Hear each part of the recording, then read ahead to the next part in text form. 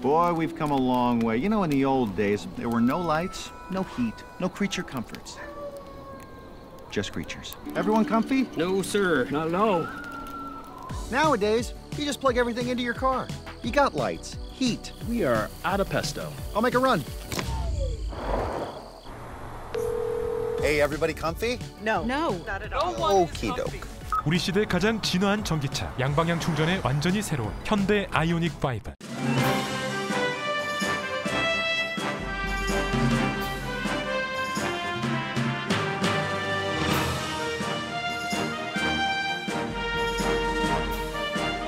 항상 미소가 함께하는 시원한 7월을 보내시기 바랍니다. 라디오 서울이 함께합니다. 강혜신의 오늘의 미국.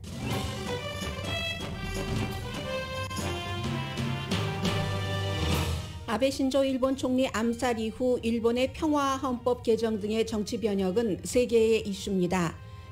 신조에 대한 추모의 정서가 담긴 자민당의 참의원 선거 압승 이후 아베 신조의 정치 기조가 반영되지만 속도가 늦춰질 것이라는 전망이 가장 우세해 보입니다.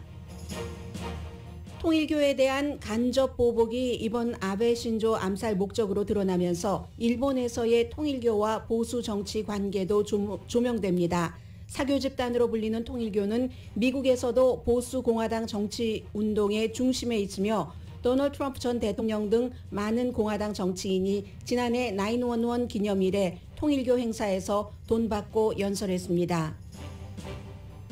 18살에서 29살 사이 젊은 민주당 유권자의 94%가 바이든 대통령이 2024년 재선에 출마해선 안 된다고 생각합니다. 바이든 대통령은 이번 주 자신이 부통령으로 방문했을 때와 완전히 달라진 아랍 국가를 방문합니다. 트럼프 전 대통령이 맺은 아브라함 조약을 계승합니다. 의회 모독죄로 재판을 앞둔 스티브 배넌 전 트럼프 전 대통령 수석 보좌관이 의사당 폭동 하원 청문회에 출석할 뜻을 밝혔습니다. 내일 열릴 7차 청문회에서는 트럼프 전 대통령의 12월 6일 트윗이 12월 20일로 기억됩니다. 중점적으로 파헤쳐질 예정입니다. 사상 처음으로 피임약을 만드는 제약회사가 피임약을 처방전 없이 살 수 있도록 하는 허가를 식품의약국에 신청했습니다. 일론 머스크가 트위터 인수를 안 하겠다고 계약 파기 선언을 하자 트위터는 10억 달러 손해배상 청구를 합니다. 이상한 소송입니다. 트윗으로 퍼스트 레이디를 조롱한 은퇴한 전 육군 장군이 컨설팅 계약권을 잃었습니다. 독일은 오늘부터 러시아 가스 수입을 영원히 중단할 준비를 시작합니다. 러시아는 우크라이나 전쟁으로 더 많은 군인이 필요한데 징집 대신 캐시 보너스를 선택했습니다. 이유가 있습니다. 여러분 안녕하십니까? 오늘의 미국 강혜신입니다. 오늘은 이제 아베 신조 일본 총리의 암살 이후에 참의원 선거가 있었고 그 선거에서 자민당을 포함한 그 여당 연합 정권이 완전히 그 압승을 했는데 한국뿐만이 아니라 세계에서도 이제 아베 신조에 대한 추모의 물결 같은 것이 이 압승에 어떤 영향력을 줬고 그 이후에 일본의 정치 개혁이 이루어질 것인가 아니면 아베 신조 때보다 더 그 한국적인 입장에서 보자면은 우경화될 것인가 반대로 나갈 것인가 세 가지 시나리오가 있습니다. 그 시나리오 가운데 분명해 보이는 강해 보이는 시나리오도 있는데 이 강해 보이는 시나리오는 어찌 보면은 한국에서는 우경화가 될 가능성이 높다고 보는 것과는 반대로 나가는 것이기도 합니다. 그 부분을 맨 마지막에 전해드리겠고 그리고 우선 제일 먼저 미국에서도 그렇고 일본에서도 그렇고 정치와 종교가 어느 정도 결탁된 부분이 있습니다. 특히 통일교는 일본에서 무척 중요하고 그렇기 때문에 과거에 그 문선명 그 통일교의 제1 그 총재가 사망하기 전에 일본에서 대규모 합동 그 결혼식은 세계적인 뉴스였었죠, 늘.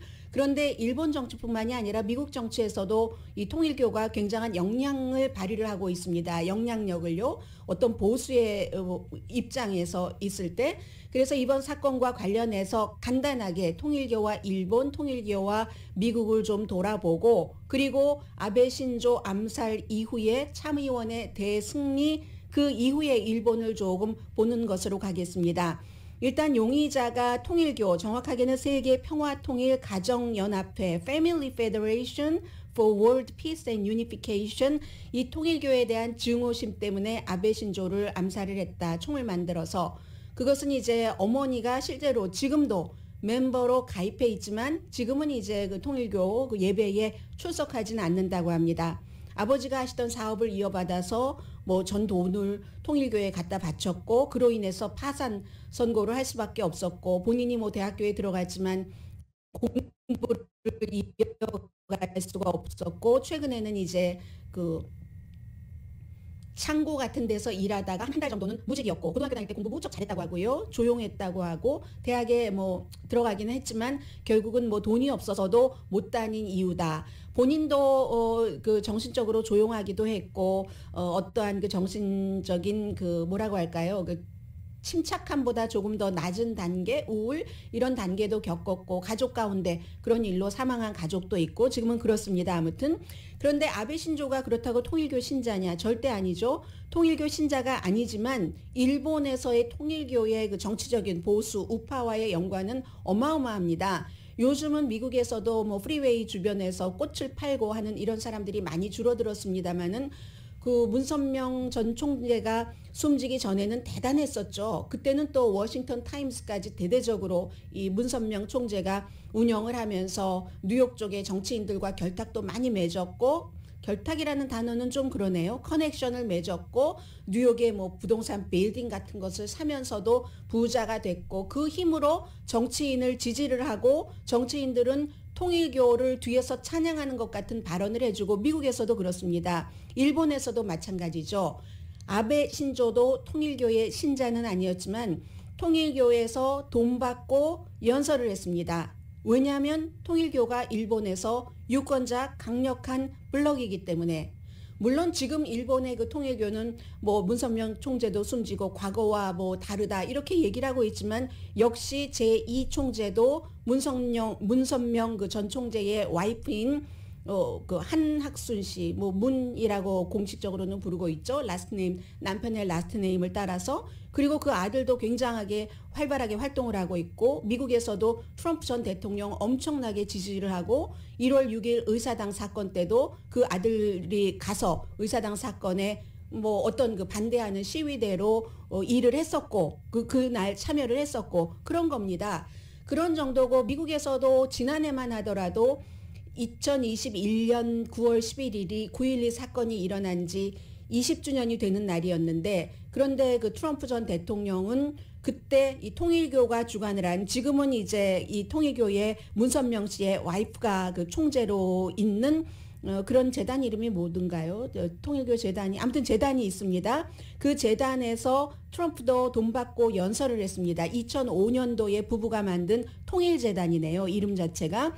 그래서 통일교 자체가 문선명 씨를 자신이 메시아다라고 얘기를 했었고, 일부에서는 사교 집단이다라고 얘기를 하지만, 미국이나 한국이나 일본에서 결혼식도 다 그 맺어주고 하는 것으로 엄청나게 영향력을 지금도 미치고 있는데, 일본에서 아베의 자민당의 그 유권자의 블록이었다고 하면은, 미국에서도 통일교가 공화당에 많은 그 지원을 하고 있고, 트럼프 전 대통령도 이 재단에서 지난해에 만든 Rally of Hope Think Tank라고, 희망을 위한 랠리라고, 이런 것에 가서 문학자 씨가 여기 이제 총재로 있습니다. 전에는 문선명 씨였고요. 와이프가 총재로 있는데, 연설하면서 정말 뭐 이렇게 오랜 동안 통일교가 세계 평화, 한반도의 평화에 노력한 것을 너무너무 뭐 감사한다. 통일교가 지난 수십 년 동안 영감을 제시했다. 통일교가 얘기하는 희망을 절대 포기하면 안 된다 하는 것들을 쭉 그 트럼프 전 대통령이 얘기를 했습니다. 제가 오늘 아침 그 연설을 들어보려고 그 유튜브를 클릭했더니 이 연설은 삭제가 됐습니다. 그래서 저는 지금 제가 말씀드린 것은 인디펜던트에서 보도한 것을 그대로 전해드리고 있습니다. 통일교회 문선명 씨에게 엄청난 그 통일교라는 조직에도 존경을 표시한 도널드 트럼프, 워싱턴 타임스도 무척 칭찬을 했고요. 아들 그 령신 션 영어 이름도 해서 문 씨도 트럼프를 위한 캠페인 활발하게 했고 의사당 사건에 참여를 했고 뿐만 아닙니다. 미국에서도 일본에서 자민당이 통일교의 여러 가지 유권자의 표나 돈을 중요하게 생각하는 것처럼 미국에서도 마찬가지입니다. 지난해 9월 11일에 그 9.11 20주년을 맞아서 통일교가 맞이한 행사에 그것과 연관이 있는 행사입니다. 평화, 통일을 얘기하니까 통일교에서 거기에 그 트럼프 전 대통령뿐만이 아니라 마이크 펜스 전 부통령도 갔습니다. 그러니까 화상으로 연설을 한 겁니다. 직접 간 건 아니고 화상으로.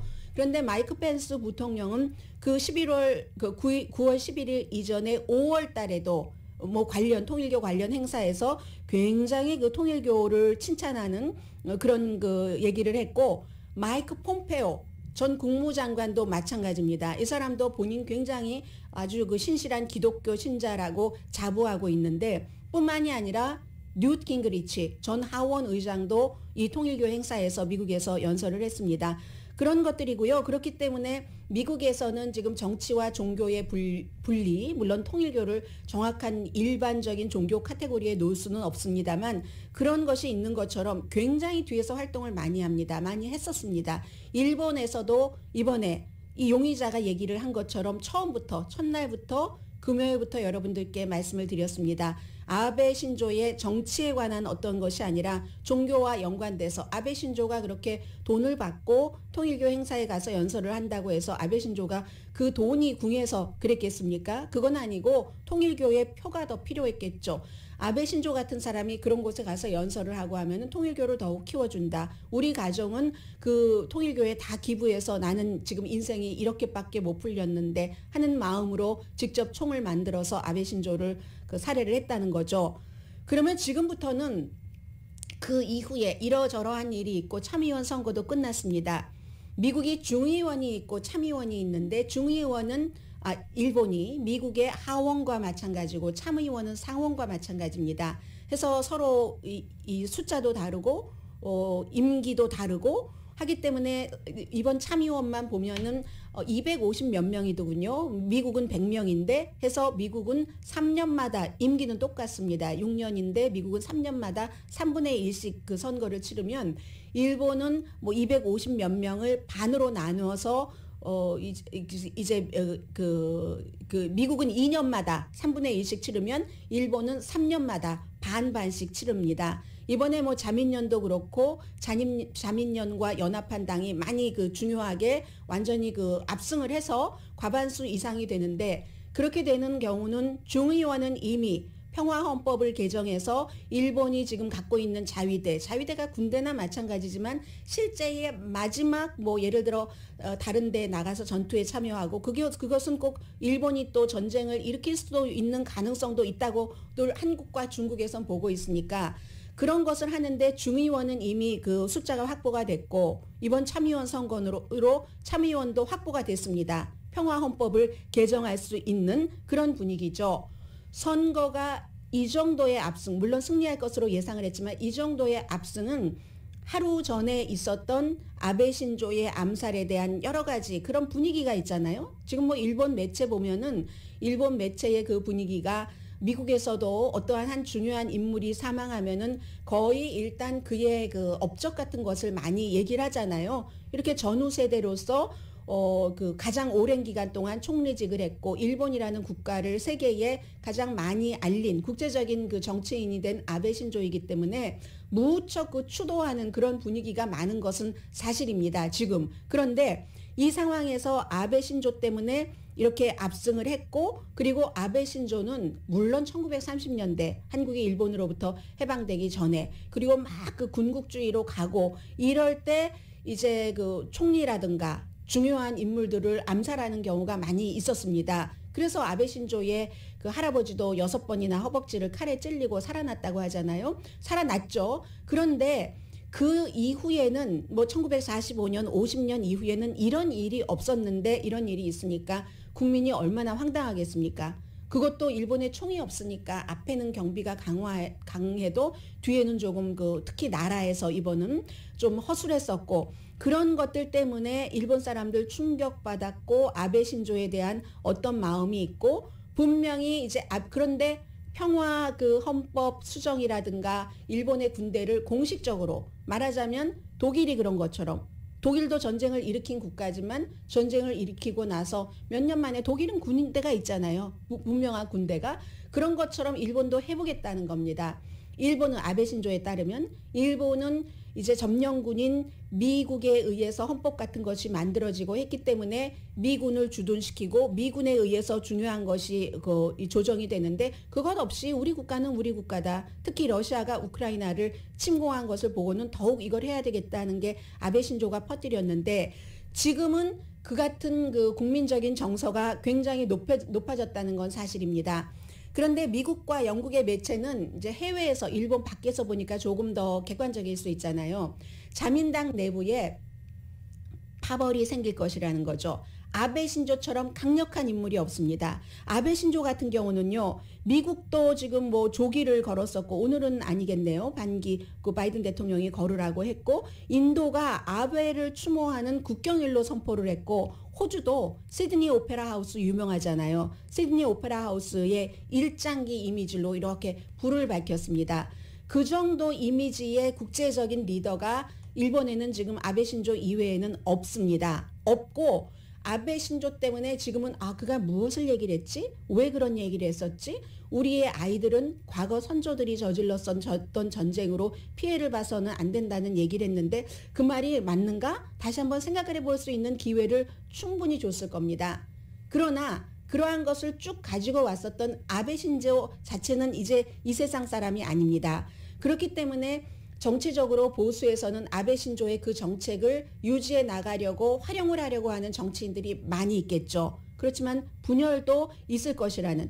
그런데 활용을 하려고 하는 정치인들이 더 많고 힘이 강하면 이게 그 아베 신조의 그때로 가는데 가속화가 될 수 있을 겁니다. 평생을 평화헌법을 수정을 해서 아주 지금 있는 자위대를 일반 군대로 만든다는 아베 신조의 이 같은 레가시를 완성하는데 될 수도 있지만 그러나 두 번째 기시다 후미오 총리도 물론 아베 신조의 당에서 아베 신조의 사람이긴 합니다만은 이 사람은 지금까지 아베 신조처럼 결정적으로 뭔가를 밀어붙였다던가 국제적인 지지도가 그만하다던가 하는 게 없습니다. 그리고 원래는 그 자민당 내부에서도 아베 신조와는 다른 결의 온건한 비둘기파였기 때문에 이제는 아베 신조가 없어져서 그의 정치 DNA에 있는 비둘기파 쪽인 그런 유전자가 나올 수 있다고도 보는 거죠. 물론 지금으로서는 여러 가지 아베 신조가 하려고 했었던 개혁에 말하자면 박차를 가하겠다 이렇게 얘기를 하지만 지금은 여론이 그만큼이잖아요. 아베 신조도 평소에 그 카리스마를 가지고 평화헌법 개헌을 못했잖아요. 결국은 이게 중의원과 참의원에서 의원 확보를 맡았다 하더라도 국민투표에 붙여줘야 되기 때문에 국민의 여론을 아베 신조 같은 사람도 거기까지 못 끌고 올라간 겁니다. 그래서 아직 모르죠. 모르는 상태에서 지금은 아베 신조를 쫓아가겠습니다. 하지만 국민들의 추모하는 마음이 수그러들면 기시다 후미오는 본인이 원래 갖고 있었던 비둘기적인 DNA, 온건파의 DNA를 발휘할 수도 있다는 거죠. 그리고 아베 신조 그 사건 현장이라든가 뭐 집 앞에 이런 데 있는 추모객들도 이미 줄어들기 시작했습니다.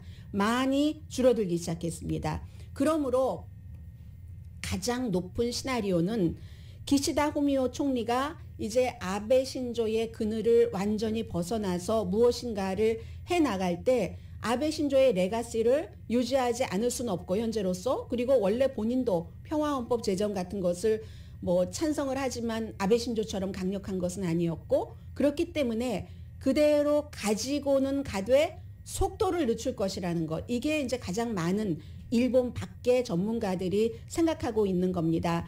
그 사이에 이제 자민당에서 내부의 그 균열 같은 것이 있고 하면은 뭐 그러한 것들도 나중에는 영향을 미칠 수 있을 거고요. 어느 그 세계 지도자와의 아베 신조와의 네트워크를 일본의 어느 지도자도 지금 따라갈 수가 없습니다. 그렇기 때문에 어찌 보면 아베 신조의 암살로 참의원 선거에서 자민당이 엄청난 승리를 하기는 했지만 앞으로 일본의 정치계는 조금 덜 역동적이고 그리고 더욱 신중할 수 있다 하는 게 전문가들이 보는 것 같고요. 항상 이제 여론의 무게중심이 중요한데 그 아베 신조의 그 총리의 이 같은 비극적인 이 죽음이 순풍으로 될 수도 있지만 시간이 지나면서 원래 거부했었던 평화헌법 수정에 찬성하는 국민이 50%가 안 되니까는요. 한 30%에서 40% 그 정도로 일본도 우파가 있고 조금 중도가 있고 이런 매체가 있으니까 평화헌법을 수정하는 것에 찬성한다가 최저가 30% 최고가 50% 아니 40% 정도 나오기 때문에 이걸 기시다 후미오가 어떤 쪽으로 이끌어 갈 것인가 상당 부분은 기시다 후미오 총리에 달려 있는 것이고 아베 신조 때만큼 이게 큰 탄력을 받기는 힘들 것이다. 조금 시간이 지나면 이게 세계가 보고 있는 일본의 정치 미래입니다.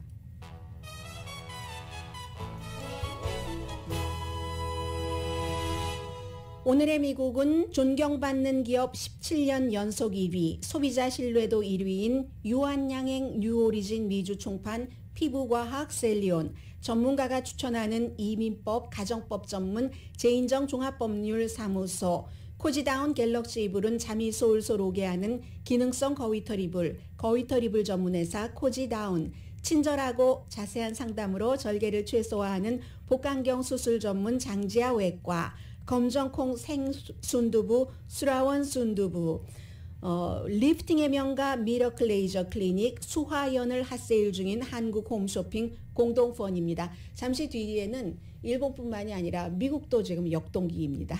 여러 가지 내용 전해드립니다.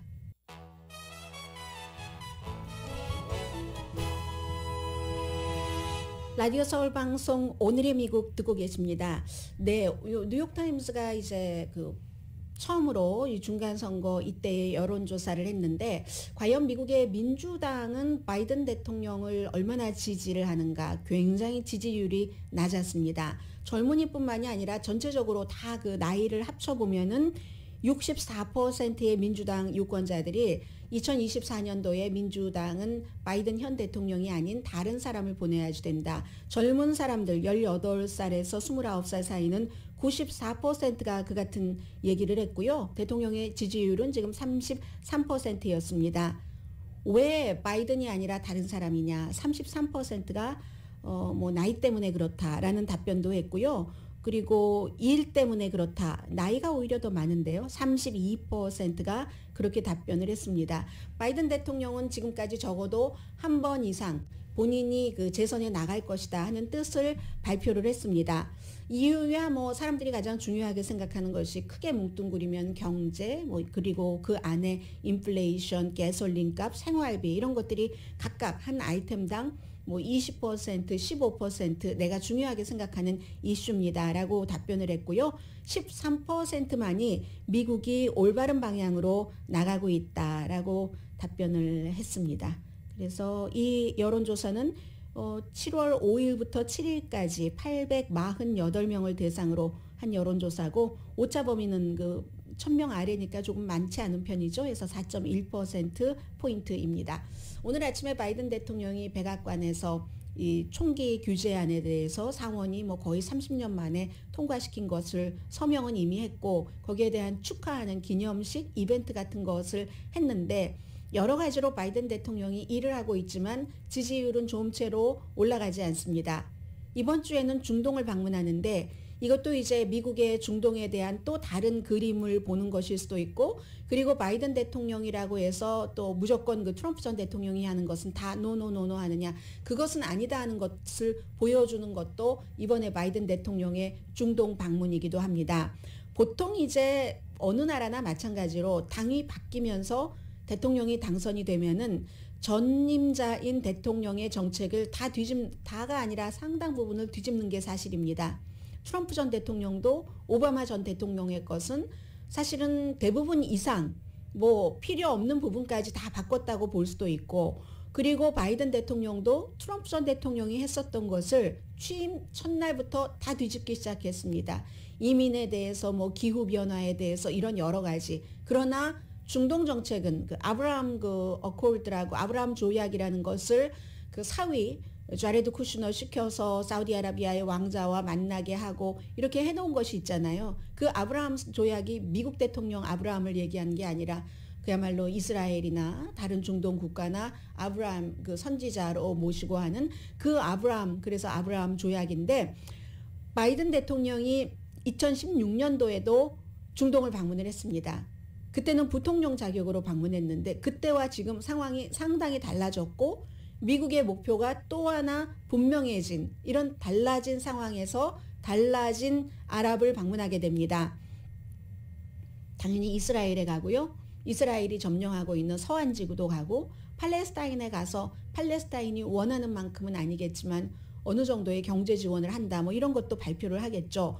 그리고 이제 항상 그 오랜 동안 미국의 외교 정책의 중심은 중동, 이스라엘, 팔레스타인이었습니다. 요즘은 그게 뭐 사방팔방으로 많이 퍼져서 변치 않는 중국, 그리고 이제 우크라이나가 지금 한 5개월을 그 자리를 들어와서 미국의 첫 번째 외교 정책이 되고 있는데, 이란의 위협에 맞서기 위해서 그 왜 이란을 핵을 가진 불량 국가로 많이 보고 있으니까 미국에서 북한 뭐 이런 나라처럼, 그래서 아랍 국가들과 함께 아랍과 이스라엘이 서로 여러 가지 그 종교적인 이유 등등으로 이란과 이스라엘의 그 적과 적은 뭐 말할 수 없는 상황이고요.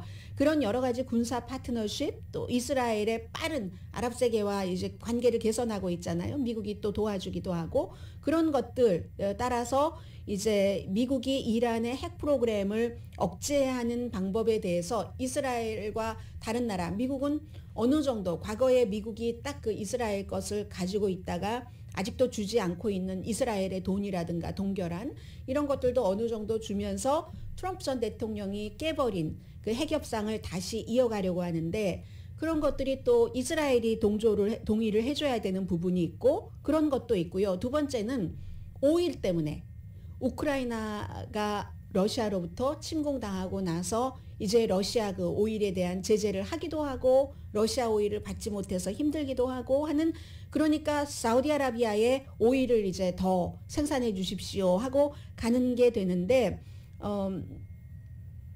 이스라엘이 그 2016년도에 바이든 대통령이 그 방문을 하고 중동 지역을 방문을 했을 때는 요르단이야 뭐 항상 좀 중도적인 입장을 취하고 있으니까요. 그 지정학적으로도 그렇고 이스라엘과 딱 그 지정학적인 관계도 그렇고, 요르단과 이집트 정도만 이스라엘과 외교 관계 같은 것을 맺었을 2016년 그랬을 정도입니다. 근데 지금은 뭐 바레인, 뭐 또 뭐 아랍에미레이트 연합, 그리고 이제 조금 떨어진 무슨 뭐 모로코 같은 데도 이 트럼프 시대에 많은 것을 이렇게 해왔기 때문에 조금 더 이스라엘과 아랍 세계가 가까워진 상태에서, 더 가까워야 될 부분은 미국의 입장에 맞게 더 가깝게 하고, 사우디아라비아의 이제 오일도 조금 더 생산해 달라 하는 것을 가지고 지금 이번 주에 중동을 방문을 하게 됩니다. 새로운 아랍에 가서 새로운 이 그 사우디아라비아를 정말로 세계에서 고립시키겠다. 자말 카쇼기 같은 언론인을 말이야, 그렇게 왕세자가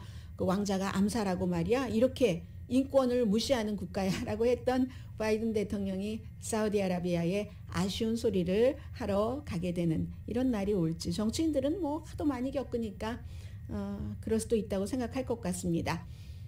그리고 미국에서 가장 중요한 정치 뉴스는 스티브 배넌이라는 트럼프 전 대통령의 수석 전략가.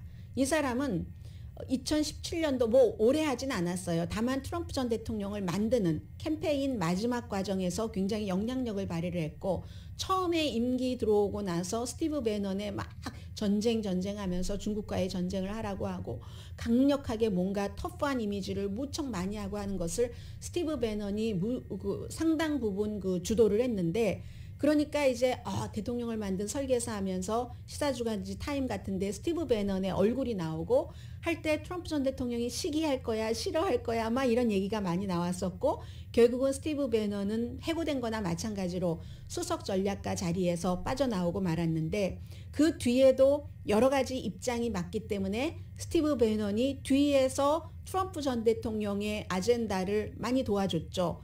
그리고 이번에 의사당 청문회 때 절정이었고요. 뭔가를 모으고 자신의 그 워룸이라는 팟캐스트를 통해서 이 그 트럼프의 여러 가지 메시지, 바이든이 대통령이 아니고 부정선거다 하는 것도 했고 1월 6일 의사당 사건 때 사람들을 모집하는 것도 많이 했습니다. 그 결과 의사당 폭동 사건 그 의회 청문회가 나와서 증언을 해라 했을 때 아주 그 당시에 당당하고 거만하게 난 안 나간다. 면책특권이 있지 내가 대통령의 수석 전략가였는데 하면서 소환장을 거부했기 때문에 지금 고소돼서 형사 고소가 들어가서 18일부터 재판이 시작됩니다. 그러던 이 스티브 배넌이 재판 일주일 남겨두고 나 의회 청문회에 증언할 준비가 돼 있다 하고 변호사를 통해서 발표를 했습니다. 다만 언제 어떤 형태의 청문회가 될 것인가 이것은 당연하지 않겠습니까? 의사당 청문회 의원들은 지금 9명인데 그 청문회 지금 내일이 7번째입니다. 할 때마다 그 의장을 맡는 사람들이 돌아가면서 지금 맡고 있어요. 돌아가면서 맡고 있는데 이걸 공개적으로 보여주기를 원하고 스티브 배너는 비공개로 하기를 원하고 그러한 것들이 지금 주도가 되는 거고요. 이제 지금 아마 하기는 하는데 서로 이제 뭔가를 조정을 하겠죠. 그리고 피터 나바로라는 사람도 마찬가지입니다. 대통령 트럼프의 경제자문이었던 사람도 이게요. 이 힘이 빠지면 내부에서 분열이 일어난다는 것은 세계 공통입니다. 지금 자민당 내부에서도 일본도 승리는 했지만 아베 신조의 것을 강하게 밀어붙이면서 정치적인 힘을 키우려는 사람과 그렇지 않고 온건하게 가려는 사람 아니면 더 약하게 가려는 사람 이런 여러 가지 분파가 있는데 그 안에서의 권력 싸움이잖아요. 권력 투쟁이잖아요. 그런 것과 마찬가지로 권력이 힘을 잃었을 때도 미국도 마찬가지입니다. 피터 나바로가 지금은 또 같이 열심히 1월 6일 의사당 사건 때 사람 모으는 일을 이 스티브 배넌과 하더니 스티브 배넌이 그 당시에 얼마나 사람 모으고 이런 것을 뒤에서 했는지 모른다 하고 막 언론 인터뷰에서 얘기를 하거든요. 지금은 MSC, MBC에서 같은 팀이었는데 팀이 다른 팀원에 대한 저격이 시작된 것인지도 모릅니다. 그래서 이런 게 있고 스티브 배넌이 어떠한 내용을 줄 것이라고 사람들은 보고 있습니다. 그러면 이제 많은 사람들이 그렇게 얘기를 하잖아요. 재판 일주일 남겨놓고 이렇게 하면은 재판 전 거래일 수도 있네? 그거는 아니라고는 얘기를 하지만 어느 정도는 영향은 미칠 수도 있겠죠. 이런저런 재판 날짜를 연기한다던가 뭐를 한다던가 정상 참작을 한다던가 그건 모르겠습니다만은 아무튼 그런 일이 있고요. 그리고는 중점적으로 볼 것이 내일 청문회에서는 트럼프 전 대통령이 12월 19일이네요. 맞아요. 12월 19일이 미국 그 전국적인 각 주에서 선거인단을 뽑아서 그 선거인단이 우리 그 전체적인 유권자의 표를 계산해 본 결과 바이든이 이겼습니다 하고 선포하는 날이죠.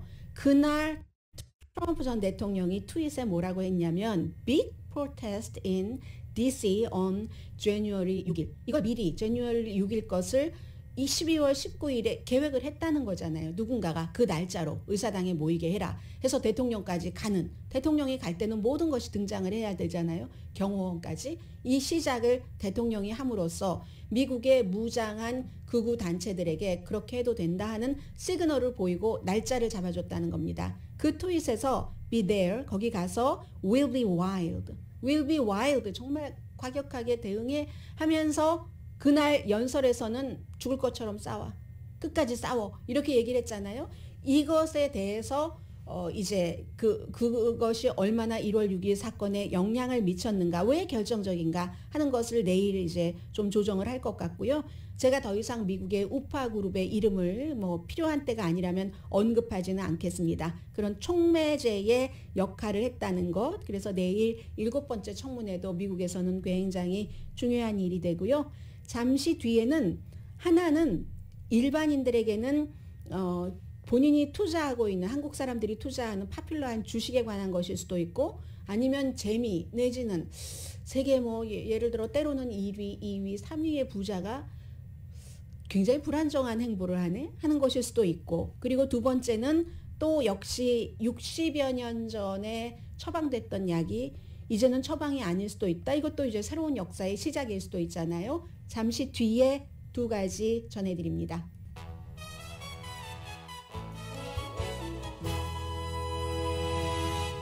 라디오 서울 방송 오늘의 미국 듣고 계십니다. 네, 60년 전 미국에서 이제 처방약으로 그 피임약이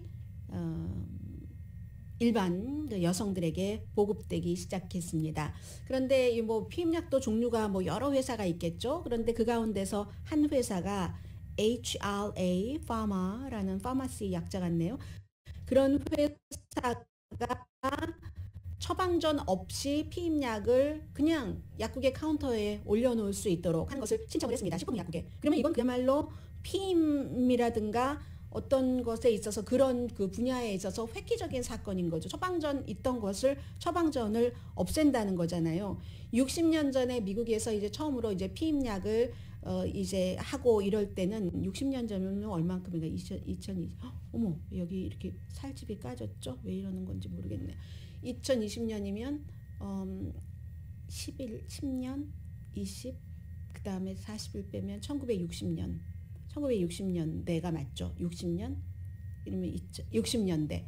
그때는 이제 전쟁 끝나고 여성들의 여러 가지 사회 참여 같은 것도 굉장히 활발할 때고 하니까 가족 계획에 대해서 좀 미리 할 수 있도록 하는 그런 목표가 있었는데 지금은 이제 이 뭐 낙태에 대한 연방 대법원의 판결 이런 것도 있었는데 그런 처음의 목적도 있지만 이런 것까지 연관이 돼서 그 원하지 않는 그 임신을 하지 않도록 접근하는 조금 더 그전에는 가족 계획 우리가 이제 가족들이 아이를 낳고 이런 걸 몇 년 뒤에 뭐 집도 어느 정도 조금 뭐 이렇게 우리 집을 마련할 수 있을 즈음에 가고 뭐 이런 것들 있잖아요. 그랬다면 지금은 그런 뭐 꼭 결혼이다, 가정을 꾸리는 거다, 아이다와 가족 계획과 상관없이 원하지 않는 임신을 하는 것을 막기 위해서도 이것을 한다. 그런 형태로 이제 조금 바뀐다고 볼 수가 있고요.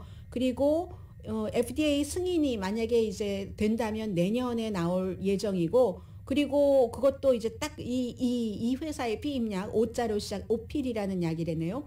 오필이라는 피임약 하나에 해당이 되고 그렇지만 또 다른 그 피임약 제조 회사들도 이 회사가 처음으로 신청을 했기 때문에 곧 그 신청을 할 수 있는 준비 같은 것을 하고 있답니다. 그리고 미국 의학협회 자체가 연령에 제한 없이 피임약을 처방전 없이 구입하도록 그 식품의약국에 신청을 또 따로 해놓은 상태입니다. 미국 의학협회도요, 아메리칸 그 메디컬 어소시에이션도요. 왜냐하면 아이들이 미국에서 뭐 13살 아니면 그 이전부터 그 성생활을 하는 아이들이 너무 많기 때문에 그렇기 때문에 이제 부모님들도 여기에 관심을 많이 갖고 계시는 거죠.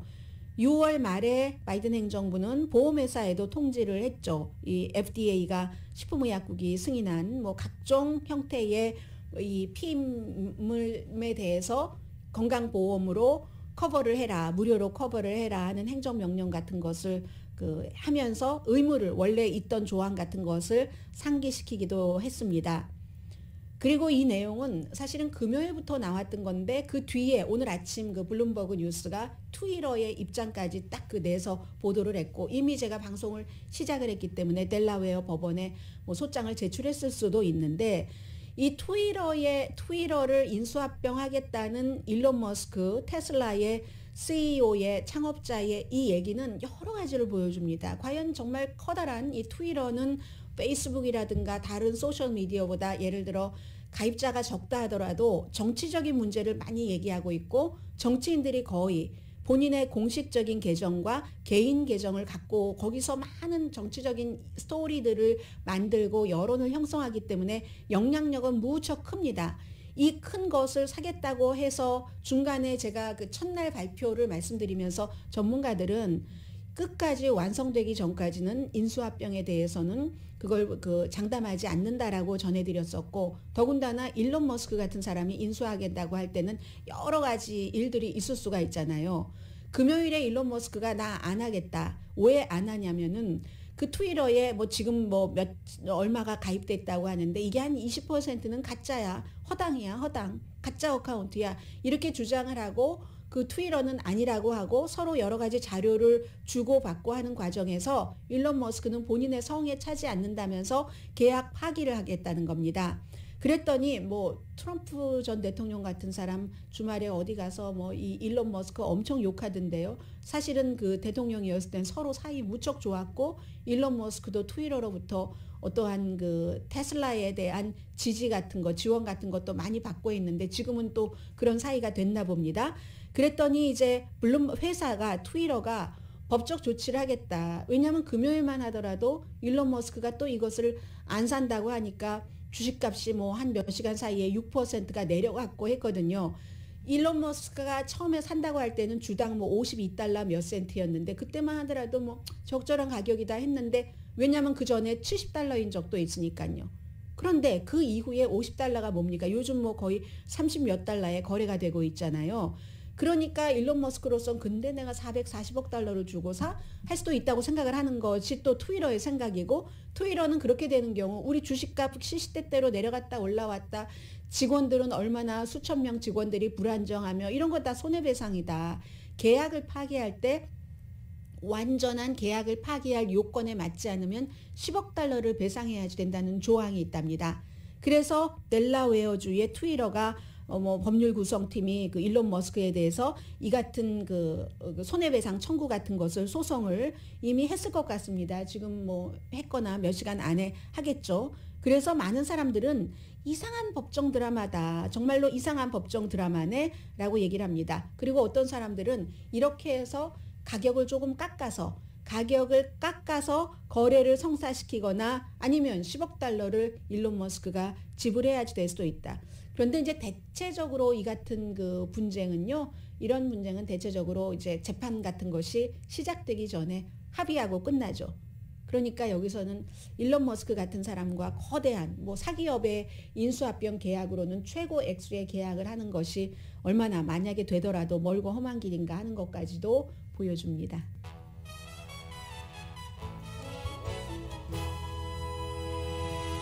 라디오 서울방송 오늘의 미국 듣고 계십니다. 짧게 한 줄로 설명드릴 수 있는 말인데요. 전해드릴 수 있는 말인데요. 은퇴한 육군 장군 삼성 장군입니다. 실버 스타 훈장도 받았어요. 이라크 전쟁 참전해서 컨설팅 계약을 취소당했습니다. 회사에서 취소했는데 왜 그러냐면 이 미국의 퍼스트 레이디를 조롱하는 듯한 그 트윗을 해서 회사에서 민간 회사에서 알아서 결론을 내린 건데 6월 24일 연방대법원에서 로 앤 웨이드 낙태법을 뒤집고 나서 질 바이든 여사가 다음날 어떻게 트윗을 했냐면 거의 50년 동안 여성은 스스로 자신의 그 결정, 그 바디에 대한 결정을 할 수 있었는데 그게 오늘날 권리가 도난당했다라고 했더니 이 사람이 트윗을 한 게 퍼스트 레이디가 뭐라고 얘기했냐면 여자의 정의가 무엇인지 알려줘서 고맙다. 말하자면 여자가 아이를 낳고 할 수 있는 그런 것이라는 게 어디에 비유를 한 거냐면 지금 새로 연방대법관이 된 캐탄지 브라운 잭슨이 여성이 무엇이냐라는 청문회 증언에서 내가 생물학자가 아니니까 모르겠다라고 얘기를 했고 그 질문을 한 보수적인 연방 공화당 상원 의원들은 지금 무슨 성전환자라든가 이런 성에 대한 것들에 대한 민주당의 입장을 비난을 하면서 그렇게 질문을 한 겁니다. 그러니까 이 사람도 질 바이든 여사가 평소에 소수 성전환자라든가 이런 사람들에 대해서 격려하고 지지하고 하는 말을 했던 것을 조롱을 해서 그렇게 된 것이고요. 그리고 러시아 사태는 지금 도와주시는 분부터 말씀을 드리고 오늘의 미국은 존경받는 기업 17년 연속 1위, 소비자 신뢰도 1위인 유한양행 뉴오리진 미주 총판 피부과학 셀리온, 이민법 가정법 전문 제인정 종합법률사무소, 거위터리블 전문회사 코지다운,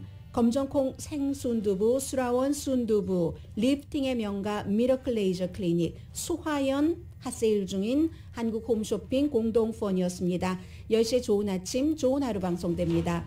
러시아는 지금 군인이 많이 필요한데 징병제를 할 수가 없습니다. 왜냐하면 전쟁이 아니라 특수작전이라고 했기 때문에. 그래서 다른 나라 아프리카 무슨 몽골 이런 데서 오는 용병들을 돈을 많이 주고 쓰거나 캐시 보너스를 주는데 그 돈을 또 안 줘서 지금 문제가 되고 있다고 하고요. 지금 독일은 그 노르드스트림 그 원이요, 러시아에서부터 이렇게 에너지 오는 것을 받는 그 관을 메인터넌스를 또 시작하는 날이 오늘이거든요. 이걸 영원히 이 가스관을 닫겠다 하는 고통스러운 분담을 독일은 이제 그 시작을 하게 되는 것이고요. 그리고 오늘이 바로 보리스 존슨이 이 푸틴에게 자리를 물려준 사람이잖아요. 총리를 한 3개월 했는데 KGB 출신이니까 나의 알코올 중독 여러 가지 부패를 막아줄 것이다 해서 그렇게 됐는데 이 보리스 존슨이 러시아가 딱 되고 첫 번째로 대통령으로 선출된 지 31년이 되는 날입니다. 그날 보리스 존슨은 숨졌지만 지금 러시아를 보면서 어떤 생각을 하고 있을지 궁금해졌습니다. 강희신이었습니다.